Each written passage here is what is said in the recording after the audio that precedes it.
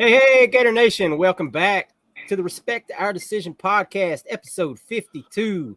As always, I'm your boy Hirsch, and with me are my two sick co-hosts, both of them, the hype man, Wes, What's good, Gator Nation?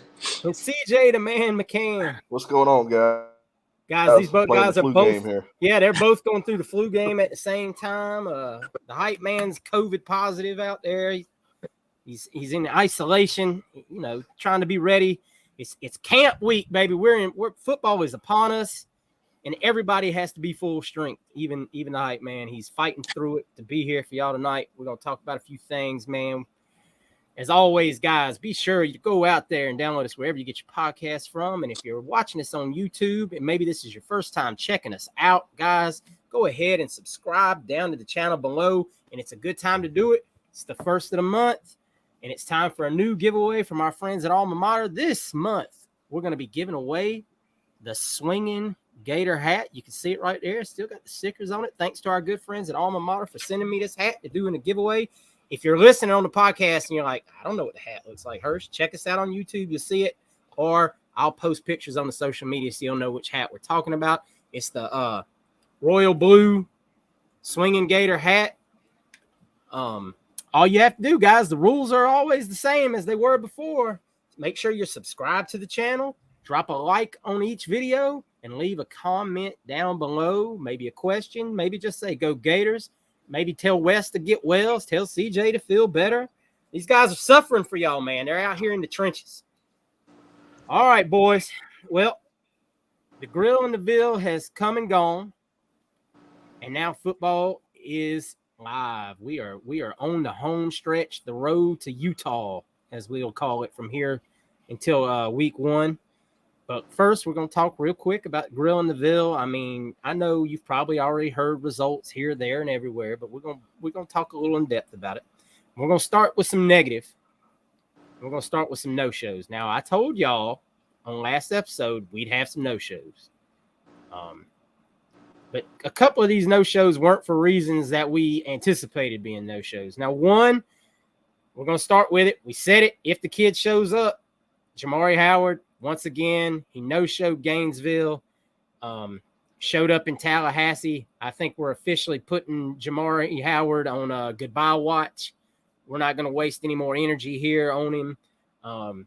We've said over and over again, the kid really likes FSU. He's a lifelong FSU fan. It is what it is, guys. I mean, you're going to lose some of these battles. It kind of sucks. Obviously, FSU just pulled Charles Lester in, 5-star corner. They look to have a really good secondary class, especially if they end up getting KJ Bolden here in a couple of days too. This might be one of the few times in life I start rooting for Hugh Freeze over there on the Plains at Auburn. So obviously Jamari Howard is a no-go. Another kid that we were really hoping would show up, we talked about him, 5-star defensive back, DJ Pickett out of Zephyr Hills down there near Tampa. A lot of y'all corrected me last week. Said, hey, guys, Zephyr Hills isn't Tampa. 2025 guy, too. So I stand corrected. I'm a Georgia boy. I don't live in Florida, so I'll get my facts straight, guys. Bear with me. I got you. But DJ Pickett didn't show up. A lot of rumors were he might go up to Michigan. His mother is a Michigan graduate. Therefore, Michigan is very much in the picture with the young man. Some other rumors said he may show up at Tallahassee. But no, the kid showed up in Miami. Don't know a whole lot what's going on there. He's made a few trips to Florida already. Obviously, Wes just mentioned this is a 5-star 2025 kid. But always concerned when you think a kid's going to show up and he doesn't. Corey Raymond Company got a little bit of work here left to do on this secondary. CJ, are you concerned that DJ Pickett no-showed on the Grill in the Ville? It's too early to be concerned. I'm not worried about 2025 kids as much right now. He's got a while to go. We're still going to recruit him, and he's going to take visits other places. You're going to have to beat Miami. You're going to have to beat Florida State. You're going to have to beat Michigan. So I don't think there's any reason to panic for this. I mean, I understand, you want him here for sure, but he's a 2025 kid. There's still a lot more time to work. Corey Raymond wants him. We're going to recruit him hard still. So just be patient. yeah, I'm not pushing a panic button on anything 2025 yet. So we'll see how it works out. I mean, like I said, you're going to have to beat these other schools. He's going to take other visits. We're just going to have to be patient again. Like, we've been saying for a long time, in this season, it seems like it's paying off with the recruiting class. So that's the one thing I would say is just everybody keep patient. Yeah, another thing to mention real quick about DJ, most services have him listed as a safety. The word is that we're recruiting him as a corner, that Corey likes the way he looks as a cornerback. So something to keep in mind going forward. Wes, any thoughts on Jamari Howard no show in this event? I mean, I know you've been kind of skeptical for a minute here. Yeah, I've always been skeptical of the kid for not coming in. This is kind of strike three. This is the third time. So might well get that out of our head. He's not coming here. He's probably going to FSU as we thought. That was his dream school. It worked out for them. He went there this past weekend, so that's kind of setting up to where he's probably going to be in that class. So never was. Always was kind of tentative from the things I was hearing about him. If he came, then I would have been, excited and say we had a chance. But the fact that this is the third time he didn't come, kind of the writing is on the wall with that one. Yeah. So, hey, one man out, another man up. Wardell Mack was in town, cornerback out of Louisiana. And word on the street is the Gators made a great impression on that young man right there. A lot of people right now that were familiar with the visit feel like the Gators now might be in the driver's seat for Wardell Mack. Now, there's the main competition here is Texas, LSU, two big schools. Obviously, LSU, the home school. You never quite feel good about a Louisiana kid not going to LSU, but the word is they're kind of, they just landed the young man out of Orlando, the cornerback out of Orlando, so they might not have room for Wardell Mack as it stands right now. Now, obviously, as Texas is involved, you always get a little concern there because Texas, obviously, we saw it with DeAndre Robinson.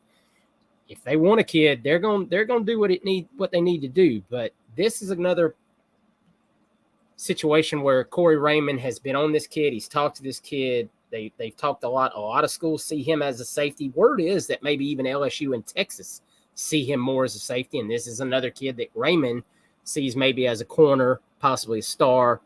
He's got flexibility. CJ, what are your feelings on? I know we talked about this last week. You said, hey, you would take the kid. So, I mean, you like this situation? Yeah, I love the situation. I'd like to have him. I think looking at our cornerback class right now, we've got plenty of room for him, especially with Jamari Howard off the table now.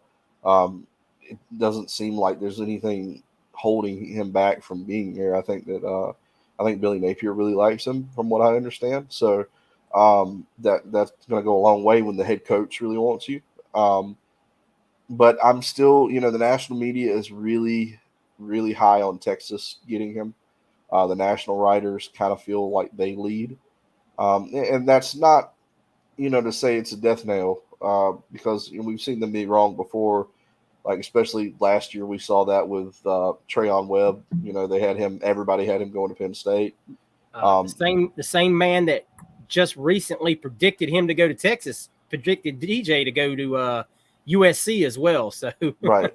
I mean, so that's I would listen to the news that comes out of our camp specifically. I would listen to what Rudner's got to say or what Higdon's got to say. Those guys would be, to me, get you a better feeling of how this works as opposed to the national media guys. But definitely, I would love to have him. I think he's got a good frame. He's, what I've seen of him. I like Louisiana cornerbacks. I think Louisiana produces great DBs. Corey Raymond has done a lot with those kids, so I think that he could come in and definitely play a role here. Because we're going to kind of go through a shift next year. You've got a few upperclassmen guys that are going to be gone, and you're going to really lean on Jakeem Jackson and Devin Moore and Dijon Johnson. So you're going to need some more defensive backs to kind of come in because we're pretty much flipping the whole room at this point. So So yeah, I would like to have him again, and I'm not so much down on the other guys in our class. I think that Teddy Foster will probably be a 4-star before it's all said and done this season. I think he's going to rise. I mean, to be a 3-star and only play one season of football means there's obviously something there right off the rip. But definitely Wardell Mack sounds like we made some good impressions on him. And I hope we can close it out. I heard somewhere that he wants to commit before his season starts. High school football is starting within the next couple of weeks. Some teams are starting, scrimmage games this week. So we'll see what happens for sure. But I think we're going to have to see him make. I think he's going to make a decision sooner than later. Yeah, we've both heard all that he's looking probably to make his decision here right before his first game. So we're going to know, like you said, sooner than later. And then we're going to have to we'll have our man in, and then we'll be all in on Zay Mincy, who did go to Miami this weekend. He did not show up at Florida, but that was the staff knew. And those close to the program still feel very, very good about Zay Mincy and LJ McCray, furthermore, that went and visited Georgia over the weekend after making the one-day trip to Gainesville last Wednesday. I know that's not ideal, guys. I know a lot of people listening and be like, man, it's never good. You're probably your top 2 targets left on the board for your grill in the Ville. One's in Miami and one's at Georgia. I mean, yeah, it's not ideal. We're not going to sugarcoat that and sit here and say, well, who cares, man? At the end of the day, it's where they commit to. No, the visits matter. Absolutely. But as of now, given communications that the staff has had with these 2 young men, they still feel like they're in the best spot possible.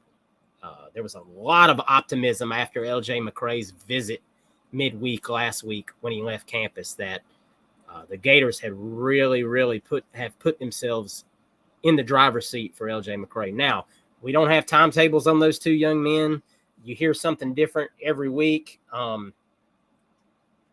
All you can do is just keep pressing, and then hopefully, you reach that spot. Maybe you come out, look great here early in the season as a team, and those guys go ahead and jump in the class. The staff's not going to give up on them. One other guy they're not going to give up on, and boy, we've talked about him enough, but we're going to talk about him a little bit again. Jeremiah Smith, of course, came right back into town Sunday, spent the night, hung out with DJ all day as they watched the Gators' first practice. Of course, he was in Tallahassee for their little event and left and came right on over to Gainesville and spent some time with us. Guys, I'm not here to sit here and say, we're in a better position now than we were before he showed up. The theme remains the same, and we're going to keep saying it. We're going to keep saying it. If Brian Hartline stays at Ohio State, the chances of Jeremiah Smith signing with Ohio State is extremely high. But the staff is doing its due diligence, man. I mean, and that, you can't think for 1 second that they're not sitting there telling that guy, hey, Brian Hartline might not be there much longer. You got to think about that. Wes, I know you've been skeptical since day one about Jeremiah Smith coming to Florida, but what is your feeling with this going forward? I've always said to let fans know he's not a typical DB not a typical DB, but the DB that we were trying to get. Wide receiver? Yeah. No. He's not that DB that we were trying to get last year. Oh, I got what you're saying. Yeah. This 5-star is all about development. He's not about he's not about the money. Yeah. He's gonna get his money regardless, and he knows that. But this kid has his mind on his head is on his shoulders right. He wants to get developed and go to the NFL.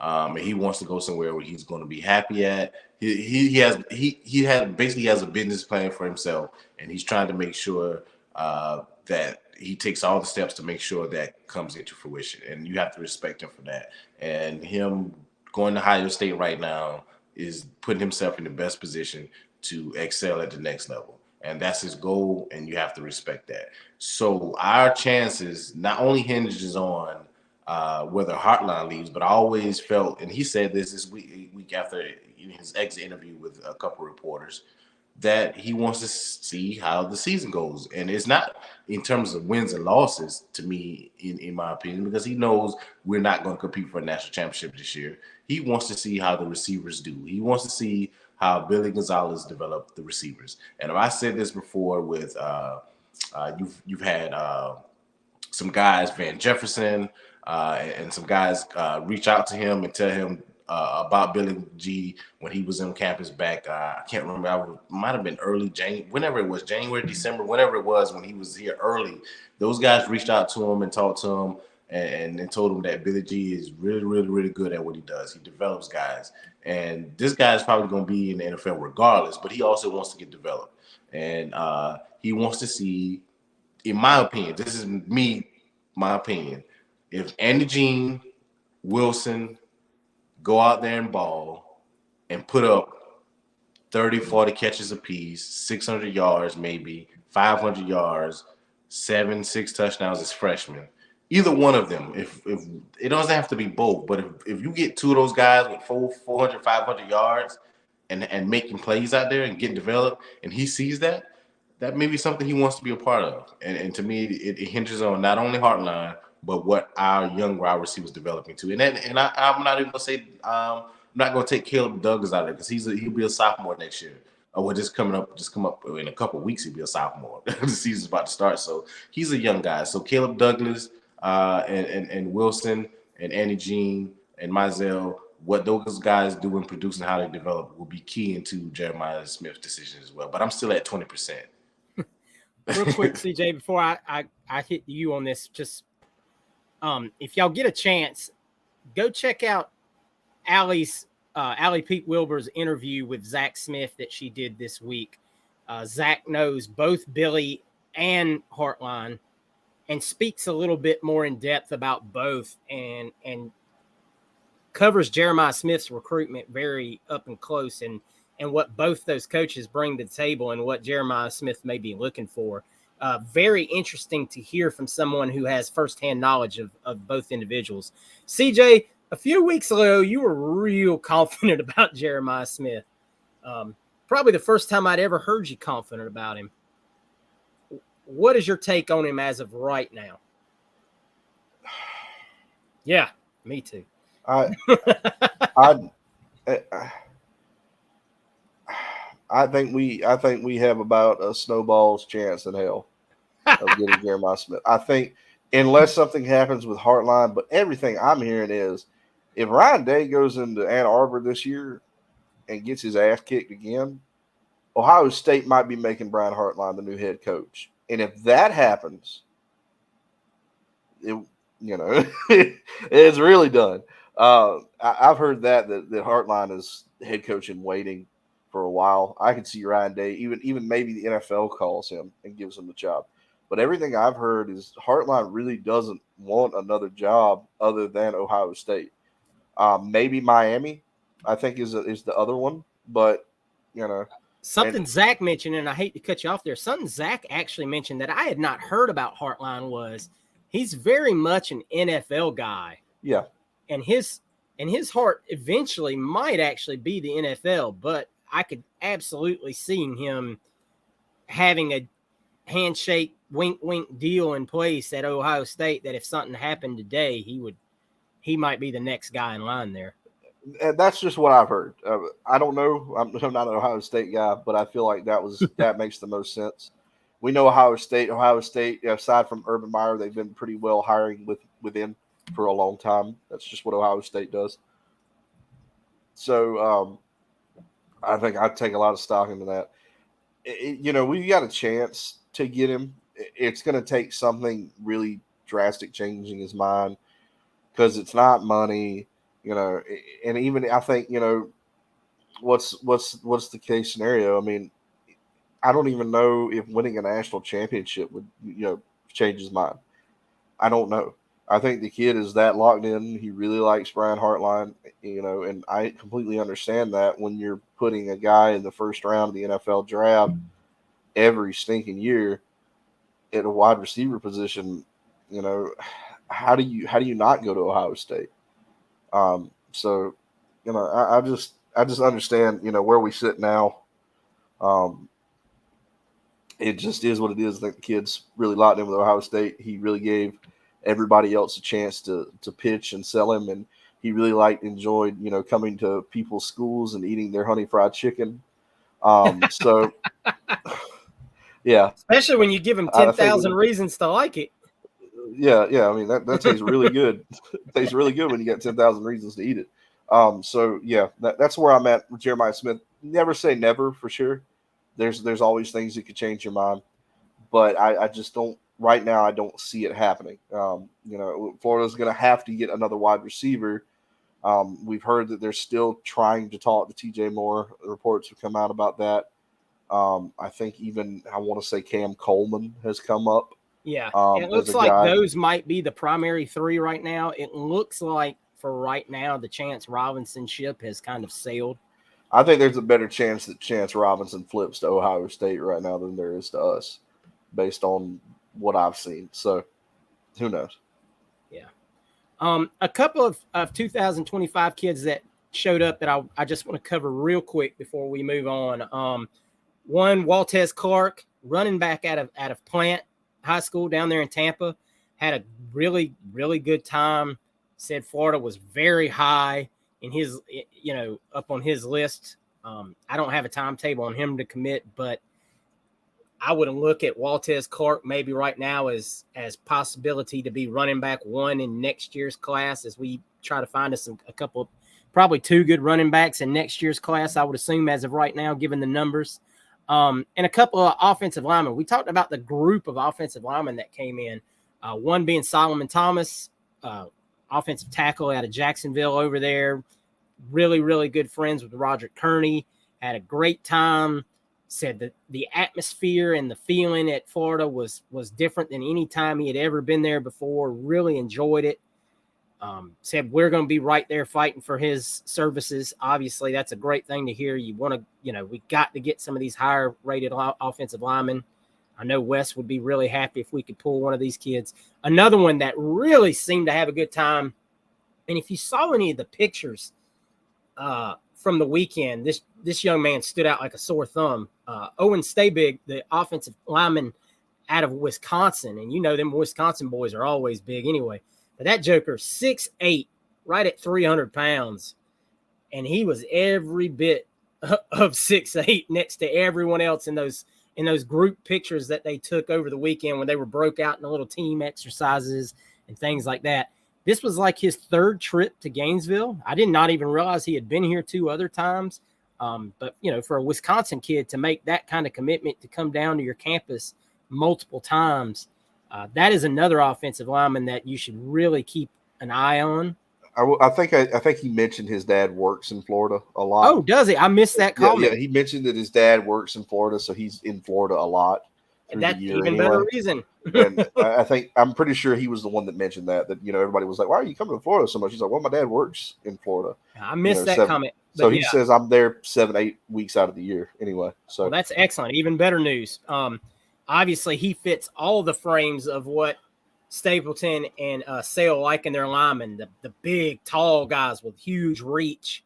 This is a kid that's going into his junior year of high school. So at 6'8", 295 is what I saw him listed at the other day. You can only imagine what that kid's going to be like by the time he has a couple more Wisconsin winners in football seasons. He's going to be a monster. So that would be a kid I would really urge you maybe to keep your eye on. Owen Stabig out of Wisconsin. Big old boy.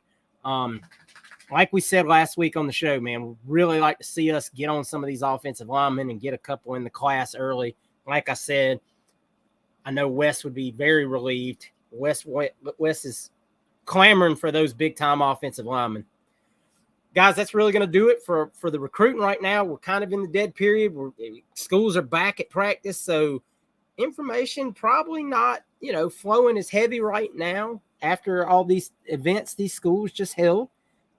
But as always, if anything pops up, anything of note, any new guys come up onto the board. We're only talking about 4 to 5 spots left in this class.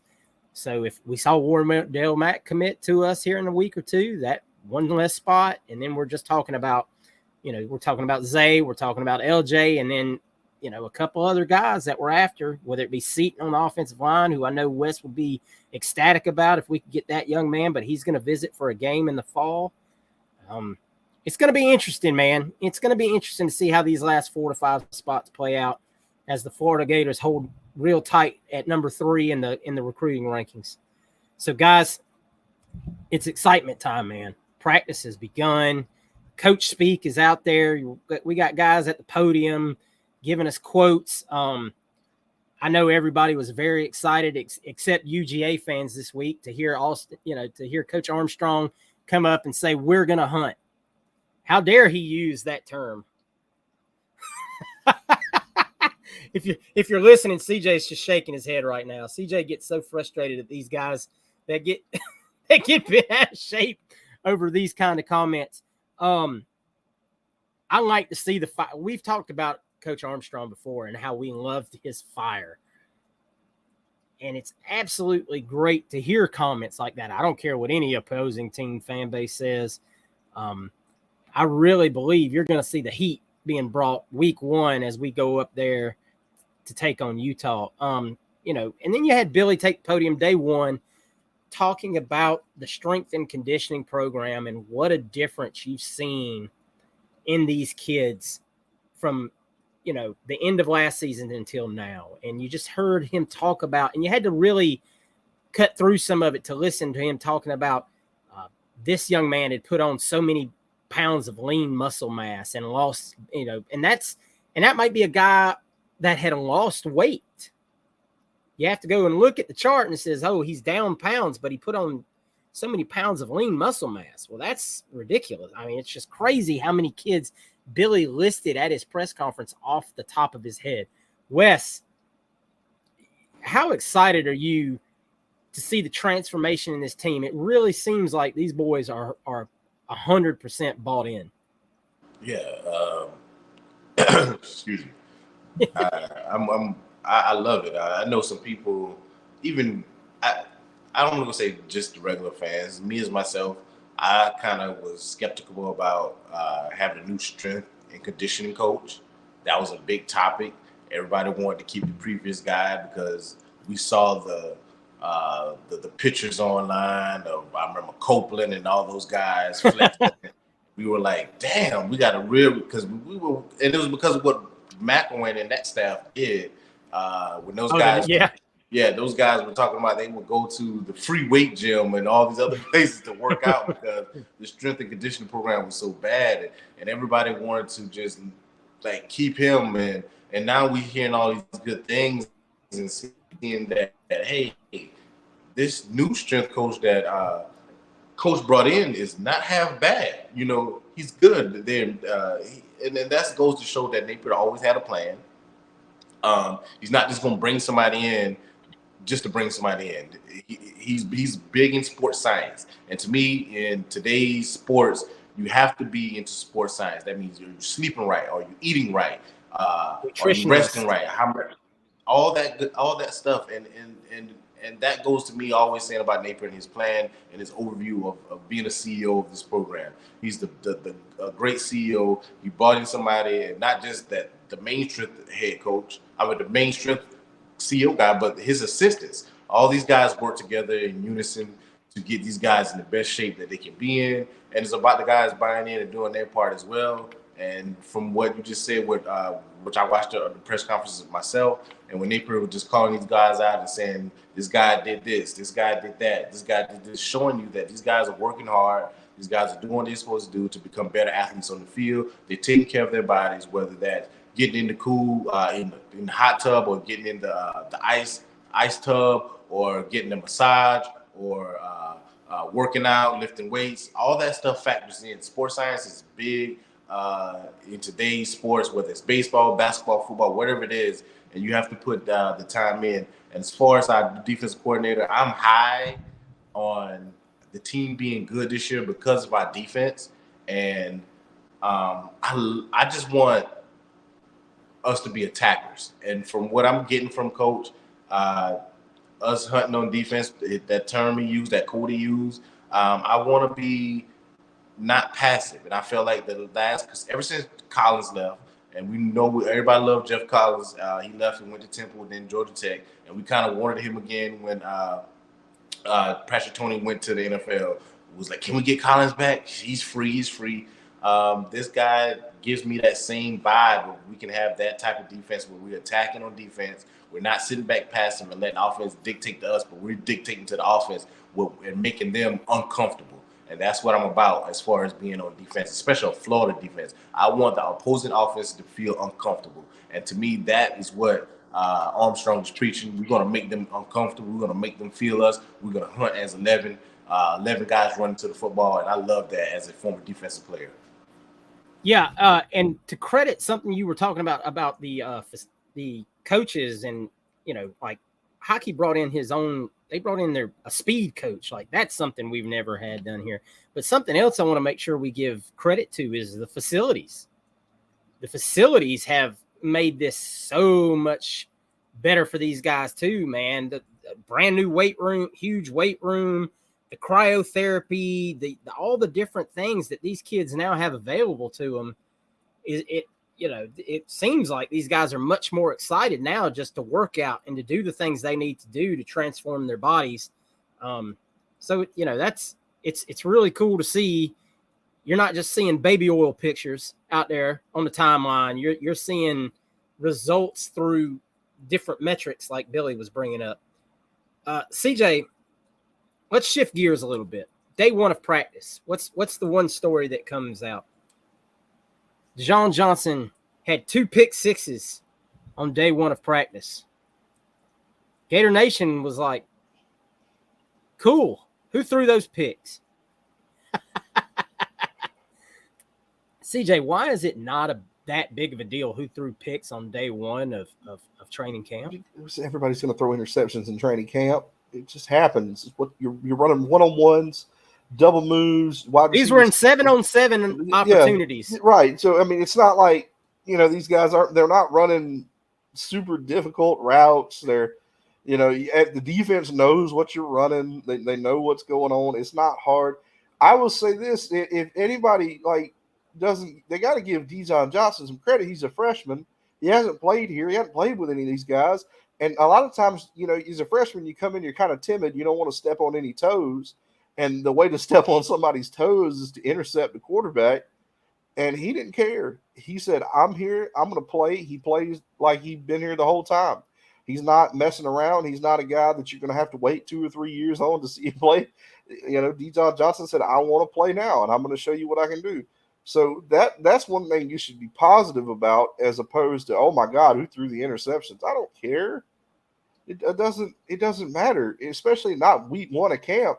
Now, if we get to week 3 or week 4 of camp and they're just out here, giving them away like candy bars, then we could talk. But like week 1, they're running 7-on-7s.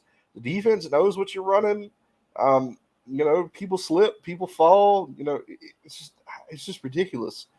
And I get people say, well, I think we have a right to know who threw the interceptions. Sure, you do. Good for you. Just poo-poo on Graham Mertz some more. You've done nothing but poo-poo on him since he got here because you don't like him, or you wanted somebody else that that you don't want to trust what the staff has done. That's fine. But I hope a lot of you get to eat some crow in the season, for all these things you said about Graham Mertz. And hopefully we can get to your tweets before they get deleted when he starts playing well. Because I'm going to come after some people. I'm gonna try to get Graham Mertz on the show to read mean tweets. That's what we need. No, all seriousness, guys. I do understand. Don't get me wrong. I understand that there's a concern about Graham Mertz. He has a history of throwing bad interceptions and this, that, and the other. He also had a history of playing in a really crappy offense. But with not he probably hadn't had a skill player as good as Andy Jean since he's been at Wisconsin. And maybe I'm wrong. Somebody will probably say so-and-so played at Wisconsin and he was really good. And I apologize if I'm shorting that young man's ability in any way, shape, or form. All I'm saying, just like CJ said, these were 7-on-7 drills. Graham Mertz did throw one of those interceptions, and Max Brown threw the other one. Now, a lot of people want Max Brown to be the quarterback. But I mean, it's just, this is what happens. We watched DJ Lagway go out to Elite 11 on a 7-on-7 and play like crap that last day. And his wide receivers were tired, and there were reasons for that. It's just,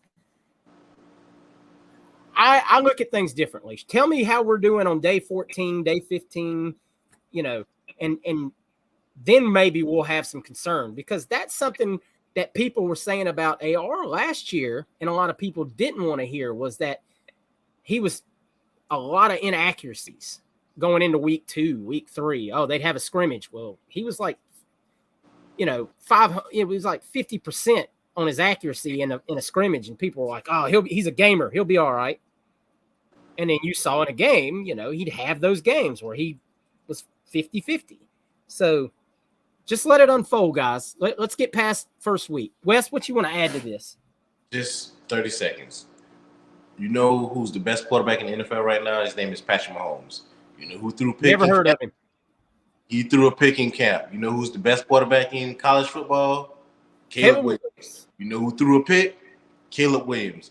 You know who our last quarterback that was the best quarterback in the last 5 years? Kyle Trask. You know who threw picks in spring practice? Kyle Trask. First practice. They're gonna throw picks.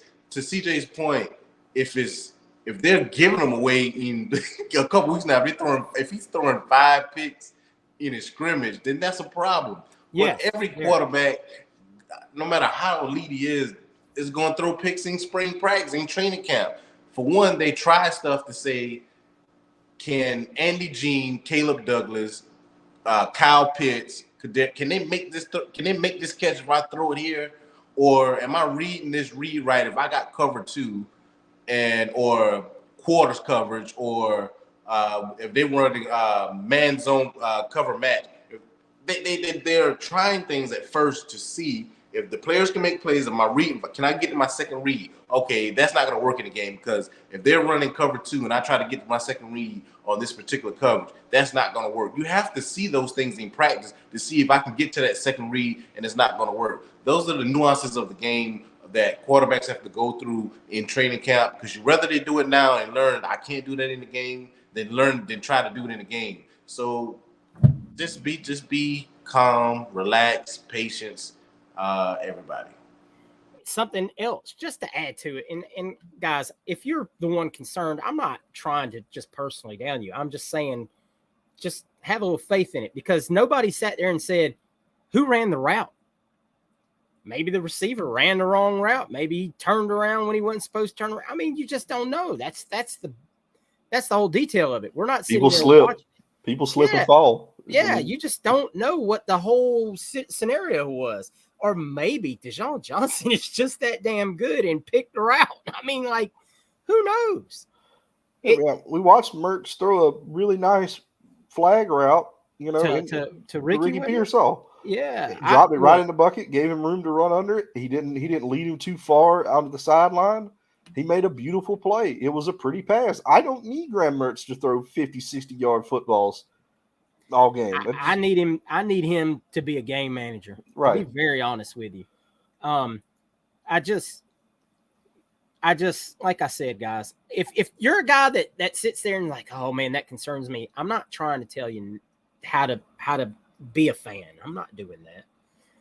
I'm just saying, just have a little patience, and let's get to week 2 before we start pressing a panic button on anything. These guys are just getting warmed up.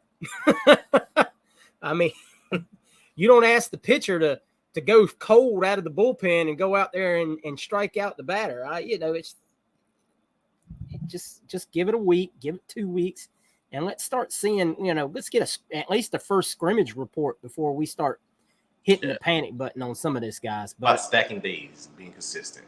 Yeah. Well, and once again, Graham Mertz is a quarterback. I know there's, unless he's injured, there's a fake controversy or a fake competition out there somewhere, but Graham Mertz is a quarterback, and from what I've seen just in some videos, it's good. It's not really close. Max Brown looked better to me but there you go. It's a short sample.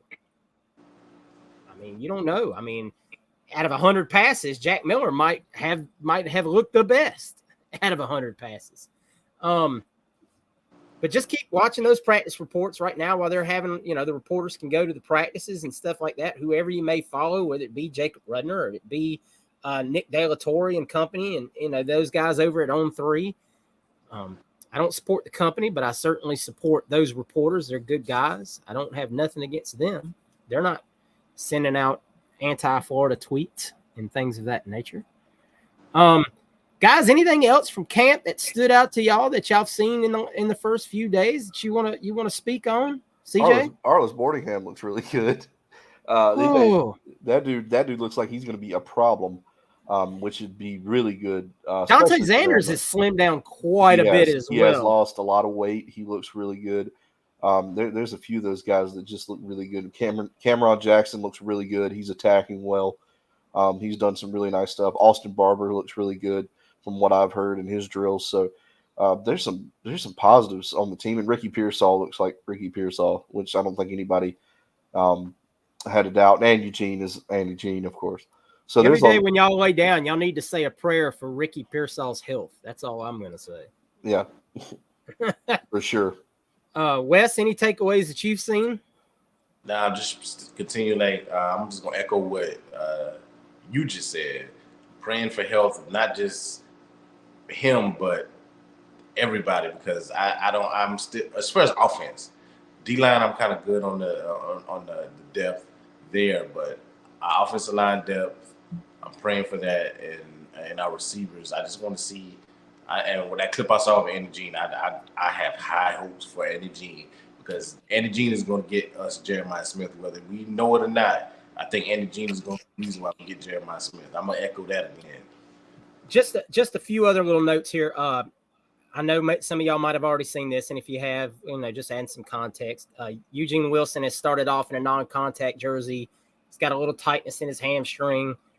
Yes, I know he was squatting 700 pounds the other day on Twitter and all that stuff. I'm sure the coaches have probably already spoken to them about that if that is an issue. Micah Mazuka is out there practicing non-contact jersey. He looks like he's right on schedule to be ready.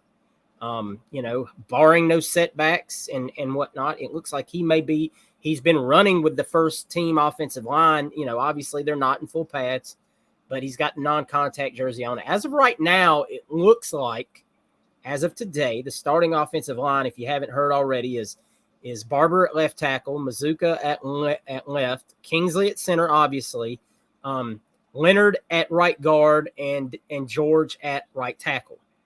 I mean, that's a fairly solid group. Obviously, we've heard the stories of how sold Nick Saban was on George. So Richie Leonard's shown flashes. Hopefully, that young man steps his game up with the right coaching and development.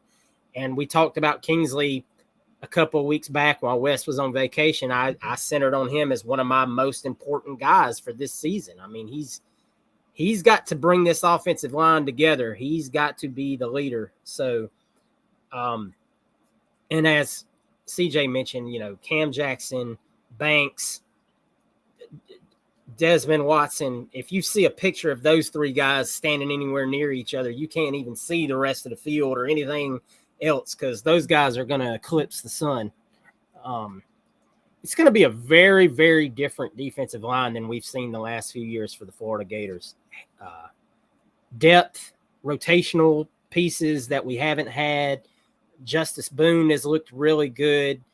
Wordis Sapp has looked really good so far. Now, granted, guys, like we said, we're not running in full pads, so everything's a grain of salt right now. But there's a lot of things to be encouraged about right now. So let's get through week one. Let's wish for the health of our players, that they all get through the first week healthy, and we can move on to week two. We can get the pads put on, and man, it's gonna be here before you know it, guys. Just wish for health. Just pray for health. That's all I can continue to say, man. And Billy really sounds like he knows where this thing is going, and he's kind of happy that everyone else doesn't know exactly what this team is about to bring to the table. And I like to hear that. CJ, anything you want to add before we get out of here this week? No, just thank you guys for always supporting us as creators. You got us over 2,000 YouTube subscriptions, which is great. We really appreciate that. You guys are doing really good with the Pot of the People being posted through podcast format. I know it's easier on some of you. Some of you listen to us while you make your commutes to work and you're on the road and things like that. So I'm glad to see you guys are taking to that. Join the Facebook group. Follow us on X. Or Jesus. Twitter, whatever I you was want like, to call it. you even stumped me. What is X? Follow us on Twitter. I guess we'll still call it Twitter till the X gonna give it to you. X gonna give it to you. But thank you guys so much. Check out our friends at Alma Mater. We'll post the link down below. We got a sweet new black hat with the rope, the golf hat, kind of similar to the white one we The showed Pell off. hat. Yeah, with baby. the Pell logo on the hat, which looks really nice. So check that out over there. You better get it now because it's probably not going to be around long. I think people are going to buy that, especially with the blackout uniforms coming this fall. So thank you guys so much for doing that for us. We've gotten a lot of positive feedback from them. Check out the hat, of course, for the giveaway. We enjoy doing these giveaways. Just leave a like, comment, and subscribe. Do all three of those things. You're entered in the contest. We'll give it away at the end of the month to whoever gets that. So good luck to you guys. Thank you again for always supporting us. We really appreciate it week in and week out. Yes, sir. Wes, take us home, man, if you can breathe. Yeah, I'm trying to breathe. I'm breathing through my mouth. It's killing me over here. Mouth breather. Hey guys, as those guys are new, we thank you guys for all the support. Our numbers will continue to grow. We love it. We love giving you guys information and our perspective. We thank you guys. Continue to support our Part of the People as well. We know a lot of you guys listen to us our main podcast, but also check that one out as well. That drops on Friday night, early Saturday mornings. And hey, football is actually tomorrow. Watch some NFL tomorrow night. Or tonight, if you listen to this on Thursday. I think Cleveland and the Jets played NFL Hall of Fame game, so check that out. And as always, go Gators! And if you guys got some videos that you want me to submit, I've been doing the little throwback videos, and you guys have been really liking those. So if you got a video you might want me to get, that's on our Facebook group, guys. Yeah. Just so you know where he's talking about. Yeah. Thank you so much to everyone that's joined the Facebook group as well. I know CJ mentioned that, but it is really, really grown by leaps and bounds. We have a nice little group chat that we do on there where we talk recruiting and things of that nature. And I'm sure it's about to shift probably to more football talk than recruiting talk, but really enjoy engaging with all of you guys. Some of you guys have been down since day one and you're still going, and we appreciate it so much, guys. Thank you as always. We'll catch you next week. Go Gators. Go Gators. Go Gators.